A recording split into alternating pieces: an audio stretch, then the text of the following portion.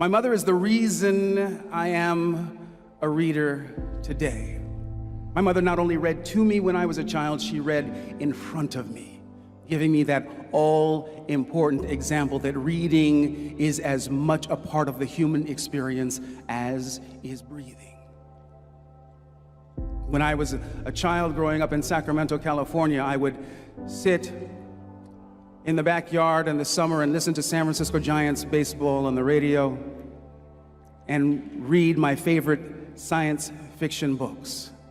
Science fiction literature to me is my body of literature of choice, mostly because I believe it invites us to contemplate what I consider to be two of the most important words in combination in language. What if? What if invites us to unlock the superpower unique to human beings, that which is our imagination. I am a firm believer that that which we imagine is what we tend to manifest in this realm. I know that there was some child who watched those episodes of the original Star Trek series and saw those indelible images of Captain Kirk reaching behind him to that secret Velcro place on his hip because there are no pockets in the future. I know, I've been there.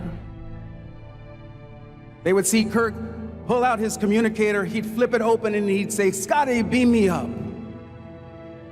That child grew up, became perhaps an engineer, a designer of products, and is responsible for a technology that is more prevalent on this planet today than the toaster. By show of hands, has anyone in this room ever used or seen someone use a flip cell phone? That upon which we focus our imagination is what we tend to manifest in this realm. It is the stuff of which miracles are made. My mother took it upon herself as my primary parent.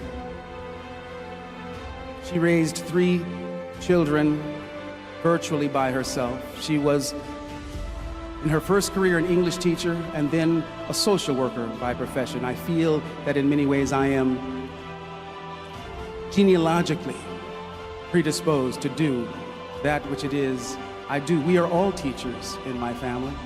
My mother, my younger sister, my older sister, my son, 2 nieces. My mother knew that I would grow up and walk out into a world that would oftentimes be hostile to my presence simply because of the color of my skin, and she took it upon herself to make sure that I was armed with the best education imaginable, so that I might compete on a level playing field with my more melanin-challenged classmates. You, too, will go out into the world and will oftentimes be met with hostility for one reason or another. And my advice to you graduates is the same advice that my mother, Irma Jean, gave to me. You deserve to be here. The only limits upon you are those that you impose upon yourself. This is your opportunity to make your mark on the world. Be bold. Be fearless in the pursuit of your dreams, because your dreams matter. I stand before you as living and breathing proof that dreams do in fact come true. I could not have imagined the life I lead now when I was at the juncture where you now stand. You have no idea where you're dreams are going to take you. And the good news is this. Are you ready? Life, like walking, is a controlled fall. Human beings are preternaturally predisposed to walk one foot in front of the other.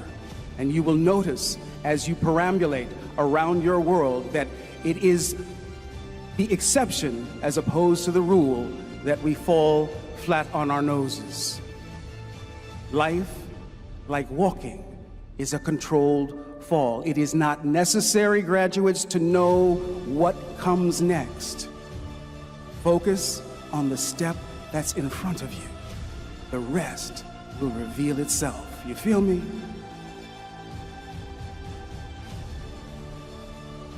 Every single one of you has people in your life, many of them in this room, that have made an investment in your success. They have seen in you your most full potential, and they have encouraged you with their love and their support and their care, and in many cases, their dollars. Take a moment today to look those people in the eye, thank them, and hug them. None of us get through this thing called life alone. You are incredibly fortunate to have those people who love and support you in your life. Do not ever leave an opportunity on the table to let them know how grateful you are. Find the wings that you can mount up on. That's good. Find the wings that lift you into your scary place. Find the wings that expect things out of you that you don't think you can do yourself. Find the wings that put you in positions that you have never been in before. You can never find your wings until you find the wings that raise you into another dimension. There's not a person in this room that hadn't been raised on somebody's wings. Somebody, it was your mother.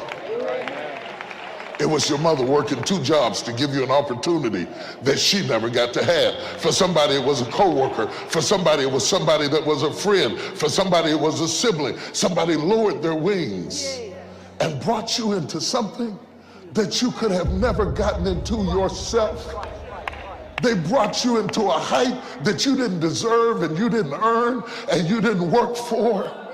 They brought you into a dimension of thinking and acting and living and dressing that took you out of your comfort zone, and you were clutching their back as they were taking you higher and higher and higher. And God said, no matter who it was I used, it was me. It was me. It was me that raised you. It was me that brought you into a new dimension. It was me that brought you into a new order. It was me that exposed you. It was me. You would have been just like the people you grew up with, but I exposed you. I lifted you out. Some of your friends are dead. Some of your neighbors are locked up in jail. Some of your friends have lost their mind.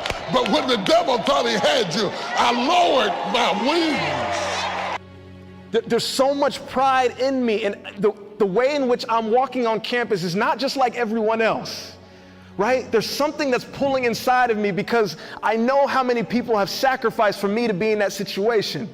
And the beautiful thing about being in a situation where people have sacrificed for you is that you have the power of so many people, right? I stand here as one person, but I come as 10,000.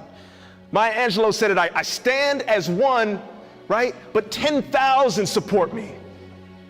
Right? So every time I have the opportunity to take this mic and talk, there's 150 to 200 people here. But the beautiful thing about it is each and every one of you has a story. Each and every one of you has sacrificed. Each and every one of you has had people who have sacrificed for you to be in the situation you are in today. And sometimes sometimes as we go through the day-to-day of what we do and how we do it, we forget that why.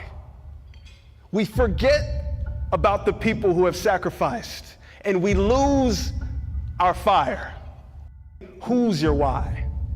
Who are the people in your life right now? Who are the people in your life who you can see their face and you say, you know what? Because of you, I will do more, be more, and become more. Because of you, I will do more, be more, and become more. I told you my mom's story. And every time I get the opportunity to tell my story, I start with my mom. She is me. Her heart is my heart. Everything that I do, I know the sacrifice. I know the sacrifice. And the most amazing part is I believe that each and every one of us can bring that passion to what we do if we remember who our why is.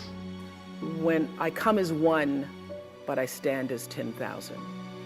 So when I walk into a room, and particularly before I have something really challenging to do, or I'm going to be in a circumstance where I feel I'm going to be, up against some difficulties, I will literally sit and I will call on that 10,000. Because I know that my being where I am, and first of all, being who I am and where I am, didn't come just out of myself, that I come from a heritage. And so I own that, and I step into that room, not just as myself, but I bring all of that energy. That your real work is to figure out where your power base is and to work on the alignment of your personality, your gifts that you have to give, with the real reason why you're here. Do you know how powerful you are?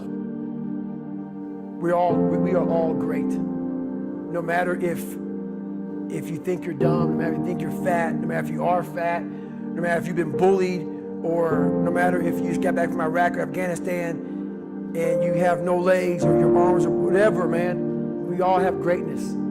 You gotta find the courage. You gotta find the courage to put your Bose headphones on and silence the noise out of this world and to find it. And to find it because it's out there, but it's gonna take hard work, courage, self-discipline. It's gonna take all the non-cognitive skills. All the non-cognitive skills to be great. Smart is good, all this stuff is good, that's all cognitive. It's the non-cognitive skills that set you apart from everybody else. You are who you are today because of all the choices that you've made in your whole entire life. But as we're growing up, we have a lot of people who try to tell us how to make these choices. Our parents, our teachers, our bosses, our friends, even our neighbors. They try to tell us how to live our lives, what we should do, where we should go, how we should walk, how we should talk. But my question for you is this: if you're trying to be what other people want you to be, then who will be you? Every day, we're seeing who we are as people. When I was growing up, I lied for people to accept me because I didn't accept myself. So I would make up stories so that you would accept me into your world. Everything I did was for someone else to like me. It wasn't until I started reading my own book about how pathetic I was as a human being. I could blame my dad, I could blame kids at school, I could blame having health issues, ADD, my mom not being around. Great mom, but she was doing her thing. I could blame a lot of people. And that's the book I was reading. And I put it off on everybody else. It wasn't until I said, you know what, for me to fix this, I gotta read what the fuck is wrong with David Goggins? Not blame anybody. Read my book and say, okay, I'm afraid of my shadow. How can I overcome that? Go in the military, get your ass kicked, do things you hate to do. Be uncomfortable every fucking day of your life. Roger that. I'm not the smartest kid in the world. Okay. Instead of somebody saying, oh no, you're smart. No, don't say that to yourself. I said to myself, no, I'm a dumb motherfucker. Okay, roger that. How you get smarter? educate yourself. So the things that we run from, we're running from the truth. We're running from the truth, man. So the only way I became successful was going towards the truth. As painful and as brutal as it is, it changed me. It allowed me to become, in my own right, who I am today. Our stories may be different, but I bet some of you grew up with single mothers or fathers. Maybe you came here from Africa or the Caribbean. Maybe you were the first in your family to go to college like I was. Maybe there were times that you didn't have a place to live or enough food to eat. You see, the odds were against you. The odds were against you making it here today. But guess what? You did it. You put this day on your calendar. You overcame the odds. You made a decision and you saw that decision through. So I ask you one more time, do you know how powerful you are? Raise the rest of your life to meet you. Don't search for defining moments because they will never come. Don't wait until they tell you you are ready. The world might say you are not allowed to yet. I waited a long time out in the world before I gave myself permission to fail. Please, don't even bother asking. Don't bother telling the world you are ready. Show it.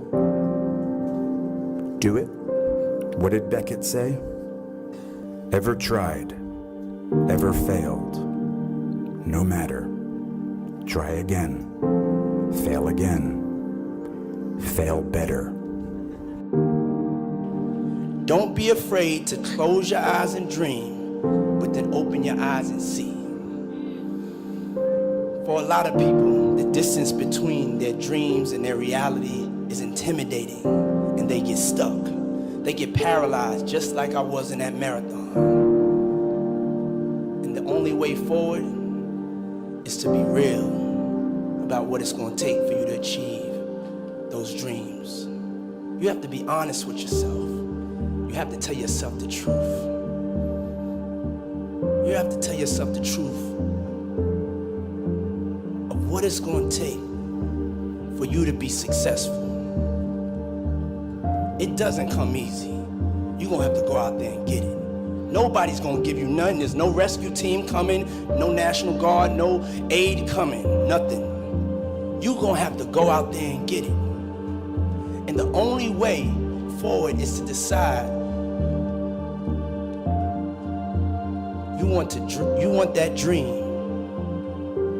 The only way forward is to decide that you want that dream so bad that you are going to work harder, you're going to get up earlier, you're going to stay later, you're going to push past the people who doubted you and laughed at you and hated on you. I want you to be fearless. I want you to be decisive. I want you to make a decision right now that when you fail and you fall to your knees, I want you to remember the power of you, and I want you to get back up on your feet. Make a decision today that when you're in the darkness, you'll remember the power of you. You are your own light. I want you to remember. So the key to success is to stop conforming to other people's expectations and start performing to your own level of expectations. It's to believe in yourself. It's to know that what you want will eventually come to fruition as long as you believe it. You see, you have to have faith, and faith is knowing that what you want will eventually come to fruition as long as you believe it. And if you feed your faith, you'll find oftentimes that your fears will starve to death. Because if you believe in yourself, everyone else in the world will believe in you.